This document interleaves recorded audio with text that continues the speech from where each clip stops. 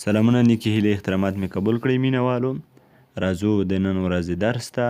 د نن ورځې درس باکاپ آپشن چې زه غواړم تاسو ته په دې اړه معلومات درکړم. راځو په درس باندې غږیږو. باکاپ آپشن د څه دپاره استعمالیږي په زیډ 3 ایکس باکس کې؟ باکاپ آپشن د موبایل جوړولو په برخه کې مهم رول لري، هغه هم د سافټویر په برخه کې.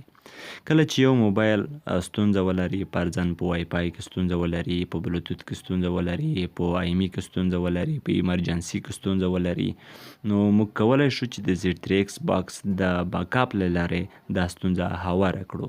نو راځو د دې په اړه نور معلومات هم له تاسو سره شریکوم.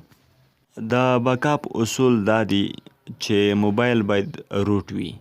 دا تر ټولو چټک اصول د باکاپ دي چې موبایل باید روټ شوی وي. دوهمه خبره په باکاپ کې چې موبایل روټ نه وي، باکاپ آپشن کار نشي کولی. دریمه خبره په باکاپ آپشن کې چې د موبایل باید ای ډي بي فعاله وي، کنفیګریشن یې باید هم فعال وي، یا ای ډي بي یا کنفیګریشن، چې هغې به هم تاسو ته راتلونکو ویډیوګانو کې معلومات درکوم.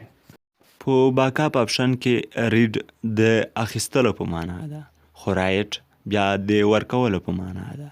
لکه دلته په سر کې لیکل شوي دي ریډ ای اف اس، رایټ ای اف اس، یعنی راکړه ورکړه. صحیح ده؟ په دې باندې پوه شوئ؟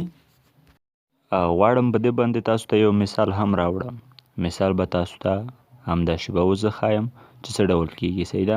فرضاً ما یو موبایل څخه فایل در اخیستی دی، یعنی ریډ کړی مې دی. ریډ معنا د راکړې په معنا چې ما اخیستی دی. اوس به بل فایل بیا رایټ په هغې باندې چې په موبایل باندې څنګه کیږي هغې طریقه تاسو ته وښایم. دې ځای کې تاسو وینئ چې هلته ای ډي بي اخیستل شوي ده. له ای ډي بي وروسته به تاسو په رایټ سیرټي باندې کلیک وکړئ، ځکه چې موږ دلته سیرټي اخیستې ده. نو تاسو دلته وګورئ ټول فایل شوی دی. صحیح ده؟ اخري پورې ډن ده چې زه تاسو ته ښه واضح وښایم. ښه دلته تاسو وینئ چیک سرټیفیکیټ اوکې ده، داسې نور د موبایل ورژن، او د اخري تال کې تاسو وګورئ رایټ سیټ ډن، فایل به در سره شي. ښه چې دا ستونزه د موبایل د ایمرجنسي یا د آی ایم ای ستونزه هواروي، یعنی فرضاً له روغ موبایل څخه آی ایم ای را اخلي او په خراب موبایل باندې تر سره کوي چې په وروستیو کې د موبایل ستونزه هواریږي.